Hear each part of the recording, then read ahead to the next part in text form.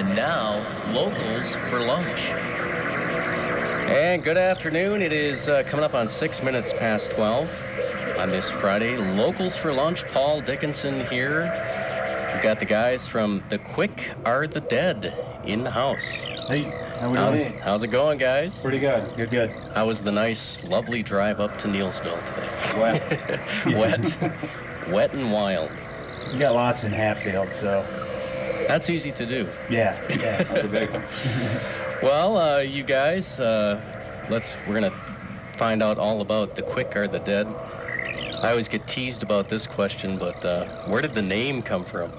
It's kind of a silly question, but yeah, it's kind of a silly name. So, I guess we always joked it was the last available name on the internet, but so we had to take it. Right. It's either that or a bunch of numbers.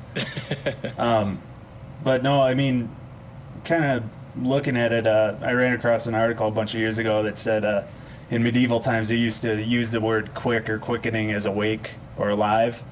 And so for us, the quick are the dead means the alive are the dead. You got to do what you can with the time you got here and make the most out of everything. So. All right. Well, we've been enjoying your CD, cool. the Ghost, but you guys actually brought along something you did earlier, so yeah. And we're gonna check that out. Yeah, the Ghost is our second album. We released one in '09 called Love Songs for Those Who Hate Love Songs. So I guess we're gonna hear a cut from that. Which one? I think we got Room on Fire. Room on Fire. All right. We'll check that out in a bit. How did you guys come to be The Quick? Where are you from anyway?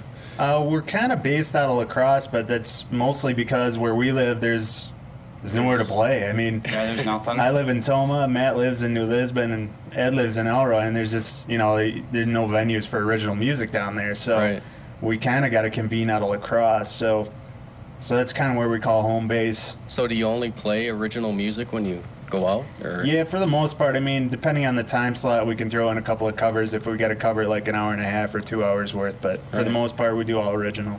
Okay, great. And should we check out a song here? And yeah, fire it up, man. Let's do it. This is new to me too. I just got handed this CD for those love songs for those who hate love songs. This is called Room on Fire. Yep.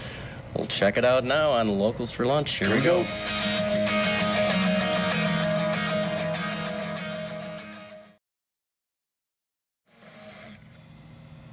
107.5 FM. All right, cool stuff there. Room on Fire. The Quick Are the Dead, my guest today. Good job, guys. All right, Thank you. I like it. What are some of your musical influences as far as well, I don't know.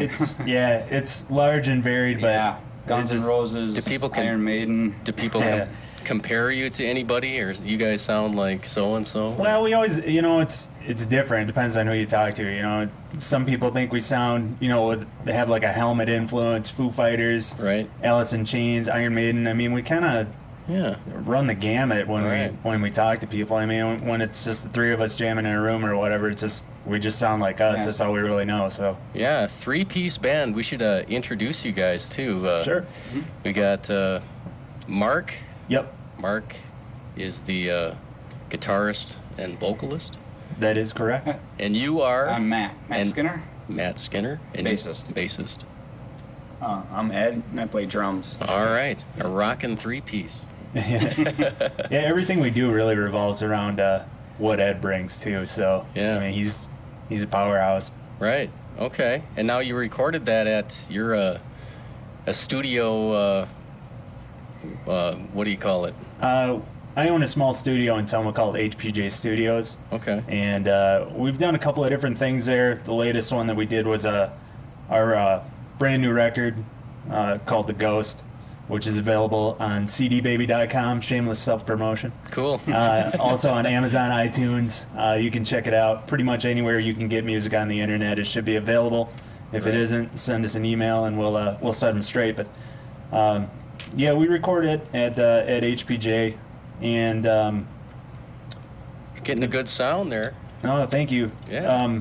The process took probably about a year from the time we got the entire concept together until we got everything finished and ready for release. So, and there's always things, you know, you can go back, you always look at it and like, wow, we could have done this a little bit better. But it's one of those things where we're not making the next Chinese democracy, you know. So we want to actually have people listen to it sometime in the next year or two. So now you did say concept. This is this sort of a I find it to be, it has a theme to it or something, doesn't it? Kind of like Queensryche, Operation Mindcrime. Yeah, exactly, all the dude. songs That's one of my favorite concept records ever, and one of my favorite records ever too. But you know, like we're big into that stuff. And Ed and I at the time had been listening to spinning a lot of Mastodon stuff. And when Crack the Sky came out, you know, about the concept they had, you know, we kind of backtracked and figured, let's try it, you know. So gave it kind of a comic book feel. Yeah. It's about a hitman coming back for retribution. So it's we kind of tied it all together, and once we had the songs laid out, the lyrics were real easy. It all just kind of fell into place once we had the concept idea around the tunes that we had. So it worked out pretty well, I think.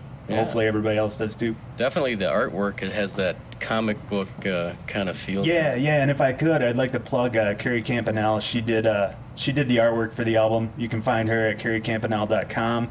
Sure. Fantastic artist. I work with her on some graphic art stuff for where I work. So I mean, she did a really good job, did it justice, and we're proud to have her on board for this. Cool. It's a concept CD, so all the songs are tied into one central idea about the hitman coming back, right? Right. Yeah. All right. Well, let's check out your, I guess we'd call it the title track, so to speak. Yeah, this one's kind of the flagship of the record, so to speak. We did a video for this one too. If anybody wants to check it out, go to youtube.com and search for The Quick Are the Dead, all one word. Cool. Our friend Andrew Revels, who is unfortunately no longer with us, he directed this video, and we're really proud to have him on board for the short time that we knew him. So check it out. Yeah. All right, we'll check out the tune right now. We've been featuring this one on the show. In the wake of the ghost, this is The Quick Are the Dead, Locals for Lunch.